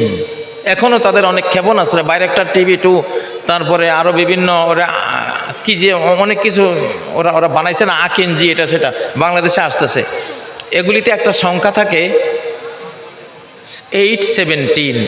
8 মানে হলো 8 নম্বর, 17 মানে 17 নম্বর। 8 নম্বর সূরা আনফালের 17 নম্বর আয়াত। 817 মানে কি? 8 নম্বর সূরা আনফাল এর 17 অর্থাৎ 17 নম্বর আয়াত। সে আয়াতটা কি? ওয়ামা রামাইতা ইয রামাইতা ওয়ালাকিন্নাল্লাহা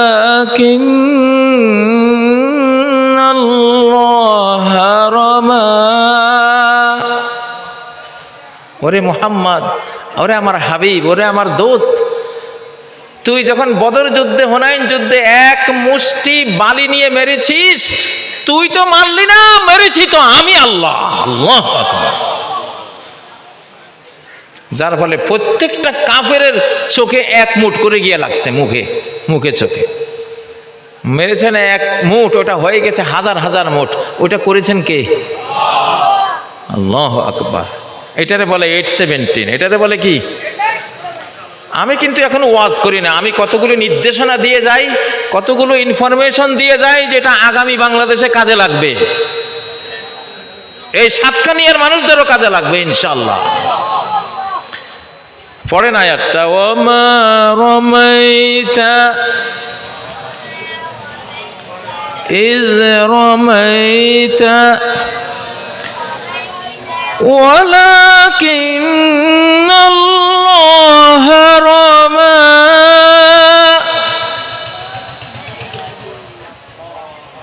তুমি যখন নিক্ষেপ করেছিলে, তুমি তো নিক্ষেপ করনি, কিন্তু আল্লাহ স্বয়ং তিনি নিক্ষেপ করেছিলেন। আল্লাহু আকবার। আফগানিস্তানে এক মুঠি বালি মুজাহিদরা মেরেছিল, সোভিয়েত ট্যাঙ্কের দিকে ট্যাঙ্ক উড়ে চলে গেছে। আল্লাহু আকবার। কোরআনে যে নবীর এক মুঠি বালির ঘটনা শুনিয়েছেন, এটা কি এই জন্য শুনিয়েছেন যে তোমরা শুনবা আর একটু উহা করবা? না, এটা বরং এই জন্য শুনিয়েছেন যে এটা রয়ে গেছে এই শক্তি এখন ওই উম্মতের মধ্যে। কিয়ামত পর্যন্ত এক মুঠি বালির মধ্যে যে কোনো ট্যাঙ্ক সাজোয়া উড়িয়ে দেওয়ার একটা ক্ষমতা থাকবে, যদি নিক্ষেপকারী এটা মনে করে আমার এই হাতের উপরে আল্লাহর হাত সক্রিয় আছে। ইয়াদুল্লাহি ফাওকা আইদিহিম, তাদের হাতের উপরে কার হাত? তাদের দৃশ্যমান হাতের উপরে আল্লাহর অদৃশ্য হাত ক্রিয়াশীল রয়েছে, এই জন্য এই ক্ষমতা। আল্লাহু আকবার। কাজে লাগবে কিনা?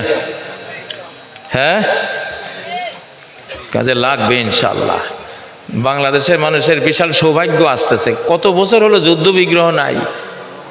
ফিলিস্তিনে যুদ্ধ করতেছে, সিরিয়া যুদ্ধ করতেছে, আফগানিস্তানে করেছে, তারপরে লিবিয়ায় করেছে, কত দেশে তো যুদ্ধ চলছে। আমাদের কপালে যুদ্ধে শহীদ হওয়ার সৌভাগ্যটা অনেক দিন থেকে হয়েছে, অল্প স্বল্প হয়েছে, আলহামদুলিল্লাহ। আমার মনে হয় একটা আমাদের নসিবে জুটবে নাকি? আমরা যুদ্ধ চাই না, যুদ্ধ চাই না, কিন্তু যুদ্ধ এসে পড়বে, আমরা মোকাবেলা করব ইনশাআল্লাহ। ও ভাইয়েরা, গতকাল কোথায় জানি ওয়াজ করেছিলাম যে কিতাব আর লোহা এক ঘরে থাকবে। কিতাব আর লোহা এই দুইটা কি এক ঘরে থাকবে। কোরআন আর লোহা একসাথে থাকবে। সূরা হাদীদ মানে লোহার সূরা, সূরা হাদীদ মানে কি? লোহার সূরা। আল্লাহু আকবার। সে লোহার সূরায় আল্লাহ যেখানে কোরআনের কথা বলেছেন সেখানে লোহার কথা বলেছেন। নবীর ঘরে কোরআনও ছিল, লোহাও ছিল। নবীর ঘরে কি ছিল? ওনার বুকে কোরআনও ছিল, ওনার ঘরে লোহাও ছিল। আবু বকরের ঘরে কোরআনও ছিল, লোহাও ছিল। লোহা মানে বুঝেন তো, তীর, তলোয়ার, বল্লম, এগুলো লোহা ছাড়া হয়? কোরআন আর লোহা একসাথ ছিল। ওমরের ঘরে কি ছিল? শুধু কোরআন নাকি শুধু লোহা? দুটোটাই ছিল। ওসমানের ঘরে লোহাও ছিল, কোরআনও ছিল। আলীর ঘরে লোহা ছিল, কোরআনও ছিল। সকল নরনারী সাহাবী, মহিলা সাহাবী, পুরুষ সাহাবী সবার ঘরে কোরআনও ছিল, লোহাও ছিল। সকল সরকারের কাছে, ইসলামী সাম্রাজ্যের সকল সরকারের কাছে কোরআনও থাকতো, লোহাও থাকতো। কোরআন আর লোহা একসাথ করলে বিশ্ব বিজয় করে মুসলমান। কোরআন আর লোহা একসাথ হলে বিশ্ব বিজয়। হেদায়েতের জন্য একখান কিতাব লাগে, আর সাহায্যের জন্য এক খণ্ড লোহা লাগে। হেদায়েতের জন্য একখান কি লাগে? কিতাব লাগে। যুদ্ধ বিগ্রহে বিজয় হওয়ার জন্য কি লাগে? এক খণ্ড লোহা লাগে। কিন্তু আমাদের দুর্ভাগ্য, সরকারের কাছে লোহা আছে, কিতাব নাই। সরকারের কাছে কি কিতাব আছে? পার্লামেন্টে কিতাব নাই, লোহা আছে। দেখবেন পার্লামেন্টে কত এসএসএফ কি জানি কত রকমের সৈন্য লোহা লইয়া দাঁড়ায় রয়েছে, কিন্তু কিতাব নাই। তুমি কিতাব ছাড়া লোহা দিয়ে করোটা কি? লোহা তো লাগবে কিতাবের জন্য। শ্বাস আর প্রশ্বাস, শ্বাস আর প্রশ্বাস, নিঃশ্বাস নেওয়া আর নিঃশ্বাস ফেলা, দুইটাই লাগে না, একটা দিয়ে কাজ চলে। একজনের নিঃশ্বাস নিচে ফেলতে পারে নাই, কি হবে? গোরস্থানে যাইতে হবে, মারা যাবে না। আরেকজনের নিঃশ্বাস ফেলছে আর নিতে পারতেছে না, কি হবে? এগুলি একটা না থাকলে আরেকটা বাতিল, একটা না থাকলে আরেকটা বাতিল। একজনের শুধু খাইতেই পারতেছে, শুধু খাইতেছে, টয়লেট বন্ধ, পেশাব বন্ধ, কি হবে? কি হবে? মরণ। আরেকজনের শুধু যাইতেই আছে, খাইতে পারতেছে না, তারও কি মরণ। এগুলি দুইটাই থাকা লাগে নাকি? তো লোহার কিতাব তো এইরকম, লোহাও লাগবে, কোরআনও লাগবে। এখন আলিম ওলামা ইমানদারের কাছে কিতাব আছে, লোহা নাই, তাদের সরকারের কাছে লোহা আছে, কিতাব নাই, এই জন্য দুই দল মরতেছে, ঠিক না বে ঠিক? এই দেশে কারো পরিণতি ভালো হয় না, সরকার একটারও পরিণতি ভালো হয় না। আজ কয়েকদিন থেকে ওয়াজটা একটু একটু এখানে শুনে যায়। বঙ্গবন্ধুর পরিণতি কি হয়েছে সবাই জানেন, জিয়ার পরিণতি কি হয়েছে তাও জানেন, এরশাদের পরিণতি ধুকে ধুকে জেল কারাগারে জীবন গেছে, কত ভয়ঙ্কর পরিণতি। খালেদা জিয়া বেচারি তো মাত্র বের হয়েছে, এতকাল কত নির্যাতনে ছিল বিগত কত বছর থেকে, ঠিক না? আর শেষের যিনি হাসিনা, উনি তো আর এটা তো সারা পৃথিবী জানে। পরিণতি ভালো হয়েছে, কারণ ওনাদের কাছে লোহা আছে কি নাই? কিতাব নাই। লোহা আছে, কিতাব নাই, এই জন্য ভালো কোনো পরিণাম নাই। আর আমরা জনগণও কোনো শান্তিতে পাইছি, শান্তিতে থাকতে পেরেছি? আমরা অশান্তিতে ভুগছি। কেন? কিতাব আছে, লোহা নাই। যে আসে সে মারে, যে আসে সে, পুলিশ আসে হ্যান্ড। আর বেটা আমার কাছে লোহা থাকলে তুই আবার পুলিশগিরি করতি আমার কাছে এসে, রয় দালাল্লা যাইতো আমারে বন্দি করতো। হ্যাঁ ও ভাইয়েরা, কিতাবও লাগে, কি লাগে? লোহাও লাগে। সরকারের ভয়ের কিছু নাই, জনগণের হাতে লোহা থাকবে, লোহা আসবেই। আপনি না দিলেও লোহা সামনের পরিস্থিতি বাধ্য করবে। আপনি নিয়মতান্ত্রিক ভাবে লোহা দেন, কিতাবওয়ালাদের কাছে লোহা দেন, সেনাবাহিনী অফিসার দেন, ট্রেনিং দেন, সরকারের নিয়ন্ত্রণে রাখেন, মনিটরিং এ রাখেন। সরকারি একটা ইউনিট, রিব্বিউন ইউনিট। কি ইউনিট? কোন ইউনিটের কথা বলছি? 12,000। কত হাজার হবে?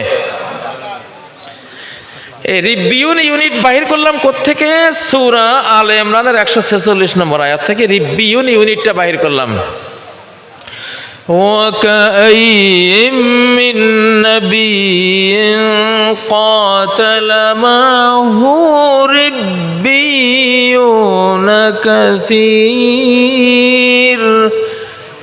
কত কত নবী পৃথিবীতে গেছে আর আসছে, আসছে আর গেছে, তাদের সাথে যুদ্ধ করেছে। রিব্বিউনা কাসীর, অনেক অনেক আল্লাহ ভক্ত সমাজসেবীরা নবীদের কাঁধে কাঁধ মিলিয়ে তারা যুদ্ধ করেছিল। আল্লাহওয়ালা ইউনিট। কি ইউনিট? সমাজ সংস্কারক ইউনিট, রাষ্ট্র সংস্কারক ইউনিট। রিব্বি মানে নৌকা যারা মেরামত করে এদেরকে রিব্বি বলে, আবার যারা রব্বি মানে আল্লাহওয়ালা তাদেরকেও কি বলে? রিব্বি বলে। তো যারা সমাজ রাষ্ট্র সংস্কার করবে, কি সংস্কার করবে? রাষ্ট্র সংস্কার করবে, সমাজ সংস্কার করবে, চোরকে নীতিবান বানাবে, ঘুষখোরকে আল্লাহওয়ালা বানাবে, এদেরকে রিব্বি বলে।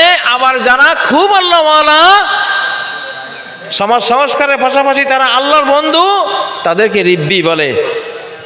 সূরা আলে ইমরানের 146 নম্বর আয়াত। বাংলাদেশ সরকারের কাছে আমার একটা প্রস্তাব, আপনি রিব্বিউন ইউনিট বানান, আল্লাহওয়ালা ইউনিট বানান, ইনশাআল্লাহ এরা সিংহের মতো আল্লাহকে সাথে নিয়ে রণাঙ্গনে ঝাঁপ দিবে, ইনশাআল্লাহ বিজয় ছিনিয়ে আনবে। ঠিক নয় কি? প্রিয় ভাইরা, নবীজিতে সাম্য তৈরি করার একটা রাষ্ট্র বানিয়েছিলেন, সেটা কি বিনা যুদ্ধে হয়েছে? বিনা লোহায় হয়েছে? এর সাম্য আর ইনসাফ তৈরি করতে কি লাগে? লোহা লাগে। কি লাগে? কিতাবের সাথে লোহা লাগে। এই ছাড়া, লোহা ছাড়া, শুধু লোহা আছে কিতাব নয়, কিতাব আছে লোহা নাই। যেটা 53 বছর নয়, শুধু 47 থেকে এই দশা চলছে, এই দশা চলছে। এই জন্য পাকিস্তান আমলেও শান্তি পাই নাই, একই কারণে বাংলাদেশ আমলেও শান্তি পাই নাই। একই কারণে এইবারও যদি সরকারের কাছে লোহা আছে কিতাব নাই, পাবলিকের কাছে কিতাব আছে লোহা নাই, ওই থোড় বড়ি খাড়া, খাড়া বড়ি থোড়, যেই লাউ সেই কদু, যেই কদু সেই লাউ আবার হবে। আমরা কি এটা চাই? অতএব যেখানে কিতাব সেখানে লোহা, যেখানে লোহা সেখানে কিতাব। Quran and iron, Quran and iron একসাথে চলবে। আয়রন ছাড়া কোরআন না, কোরআন ছাড়া কি আয়রন না, দুইটা একসাথে করতে চাই। কারা কারা একসাথে করতে চান? গণভোট, আজকে গণভোট নিলাম, নিয়তে না থাকলে হাত তুলেন না। এই সরকার, ইউনূস সাহেব, তারপরে ওয়াকা সাহেব, দেখেন সবাই কিন্তু এইখানে যা আছে, আমি 100 ভোটের মধ্যে 100ই পাইছি মনে হয় ইনশাআল্লাহ। আমরা কিতাব আর লোহা কি একসাথ করবো ইনশাআল্লাহ। তাহলে ইনসাফ কায়েম হবে, সাম্য মৈত্রী কায়েম হবে, নাকি হবে না? ও ভাইয়েরা, হযরত ওমর এক মহিলার বাসায়, বৃদ্ধা মহিলার বাসায় গেলেন। তো বৃদ্ধা মহিলার বাসায় যাওয়ার সাথে সাথে বৃদ্ধা মহিলা বলতেছে যে কাব্বাহাল্লাহু ওমর, ওমরের আল্লাহ বুরা করুক, মন্দ করুক, আজ পর্যন্ত ওমর আমাকে কিছু দিল না, আমাকে একটু চাইতেও আসলো না। ওমরকে কইতেছে, তার ওমরকে চিনে না। তো ওমর জিজ্ঞাসা করতেছে যে বুড়িমা, তো ওমর কেমনে জানবে যে তুমি এখানে আছো এই অজপাড়া গায়ে? বুড়িমা বলল, আরে সর্বনাশ, তাহলে তারে আমার খলিফা হইতে কইছে কে? আমি কোথায় আছি এটাই যদি সে না জানবে, তার মতো ওমর তো আমার দরকার নাই, আমার খলিফা হইতে বলছে কে তারে? ওমর বুঝলেন সর্বনাশের কথা, কথা তো ঠিক। দেখছেন মুসলিম দেশের নাগরিক একটা বুড়ি মা পর্যন্ত কতটা রাষ্ট্রবিজ্ঞানী, কত বড় রাষ্ট্রবিজ্ঞানী। সে বলতেছে রাষ্ট্রপ্রধান, আমি জানবো না আমি কোথায় আছি, সে কিসের রাষ্ট্রপ্রধান? এখন ওমর নরম হয়ে জিজ্ঞাসা করতেছে, বুড়িমা তাহলে ওমর যেদিন খলিফা হয়েছে সেদিন থেকে আজ পর্যন্ত আপনাকে কত দিনার দেওয়া লাগতো আপনার মতে, আপনার জাজমেন্টে, আপনার বিচারে আপনি কোন? বুড়ি বলতেছে, আমাকে 25 স্বর্ণ মুদ্রা দিলে ওমরের ন্যায় বিচার হতো, সাম্য হতো। কয়টা? 25 স্বর্ণ মুদ্রা। ওই যুগে স্বর্ণ মুদ্রার অনেক দাম, এক স্বর্ণ মুদ্রার 6 মাস জীবন চালানো যায়, এত সস্তা ছিল। 25। তো ওমর কয়, ঠিক আছে বুড়িমা, আপনি তো ওমরের উপরে খেপেছেন, তা আমি যদি 25 স্বর্ণ মুদ্রা আপনাকে দেই, আপনি কি ওমরকে ক্ষমা করবেন? হ্যাঁ অবশ্যই ক্ষমা করব। তো ওমর তো আসলে ছদ্মবেশে ঘুরতেন, টাকা পয়সা সাথে নিয়ে যাইতেন, কোথাও গরিব দুঃখী দেখলে এটা দেবেন, সেই জন্য ওনার সাথে সেটা ছিল। তো আবার ওমর প্রশ্ন করলে, আপনি কিন্তু এটা যে মাফ করেছেন, আপনি লিখিত একটা আপনার দিতে হবে, ডকুমেন্ট দিতে হবে যে আপনি ওমরকে ক্ষমা করেছেন। কোনো সমস্যা নেই। তো ওমর 25 স্বর্ণ মুদ্রা দিয়েছেন, লেখালেখি চলছে। এই সময় আলিয়া ইবনে মাসউদ ওখানে হাজির। আলিয়া ইবনে মাসউদ তো আর জানেন না এখানে কি কাণ্ড করতেছে। ওনারা এসে বলতেছেন, ইয়া আমিরুল মুমিনিন, আপনি এখানে কি করেন? বুড়ি কয়, সর্বনাশ, এইটাই তো ওমর। ওমর কইল, বুড়িমা আপনি ভয়ের কিছু নাই, এটা আল্লাহর বিধান, ইনসাফ, এটাই তো ইনসাফ। আপনাকে আমার জানতে হবে যে আপনি এখানে আছেন, কষ্টে আছেন, আমার তো এটা ফরজ, আমি তো আপনার রাখাল, আপনার সকাল সন্ধ্যা দিন রাতের খাবার জুটিয়ে দেয়া তো আমার রাখালির দায়িত্বের মধ্যে আছে, ঠিক নয় কি? আল্লাহু আকবার। ওমর 25 স্বর্ণ মুদ্রা দিলেন, লিখিত নিলেন, সাক্ষী রাখলেন আলী রাদিয়াল্লাহু আনহু আর আব্দুল্লাহ ইবনে মাসউদকে। সুবহানাল্লাহ। এবং মৃত্যুর সময় উনি ওসিয়ত করে গেছেন ওই কাগজটা ওনার কাফনের ভিতরে যাতে দিয়ে দেয়। আমরা এইরকম শাসক চাই নাকি চাই না? কারা কারা চাই? আল্লাহ, আল্লাহ তুমি কবুল করো, আল্লাহ কবুল করো। এরকম একটা শাসক আসতেছে ইমাম মাহদী। ইমাম মাহদীর আগেও আসবে, শুরু হবে ইনশাআল্লাহ। ইমাম মাহদী আলাইহিস সালাম এসে দাঁতের ভিতরেও যদি কারো অত্যাচার আর কারো সরকারি সম্পদ লুকায় দাঁতের ভিতর থেকে বাইর করবে, এরকম পাওয়ার নিয়ে আসবে ইনশাআল্লাহ। এরপরে ঈসা আলাইহিস সালাম এসে 45 থেকে 50 বছর বিশ্ব শাসন করবেন, একেবারে দুনিয়াটা জান্নাত হয়ে যাবে। আমরা সেই ধরনের একটা যুগের একেবারেই নিকটে, এখন একেবারেই নিকটে, একেবারেই কাছাকাছি সময়ে চলে আসছি। প্রিয় বন্ধুরা, আপনারা যে ন্যায় বিচার চান সেই ন্যায় বিচার কোরআন ছাড়া কখনো, কোরআন ছাড়া সাম্য সম্ভব না, ন্যায় বিচারও সম্ভব না। ও ভাইয়েরা, এত ওয়াজ করলে মনে রাখবেন কয়টা? প্রায় 1.5 ঘন্টা ওয়াজ হয়ে গেছে। আমি এতক্ষণ ওয়াজ করি না, আমি ওয়াজ করি 50 মিনিট। তো এখন যদি আপনাদের, এখন আমি একটু ভেরিয়েশন আনতে চাই। আমি 15 মিনিট প্রশ্ন উত্তর করব। কার প্রশ্ন আছে হাত তুলবেন, আমি জবাব দেব। এলাকার সমস্যা কি, কোথায় কি বেদাত, কোথায় কি শিরিক, কোথায় কি আপনারা হয়তো বুঝতেছেন না যে এই আমলটা ঠিক না বেঠিক, এমন কোনো বিষয় থাকলে হাত তুলে প্রশ্ন করুন, আমি জবাব দেব ইনশাআল্লাহ। জি জি জি।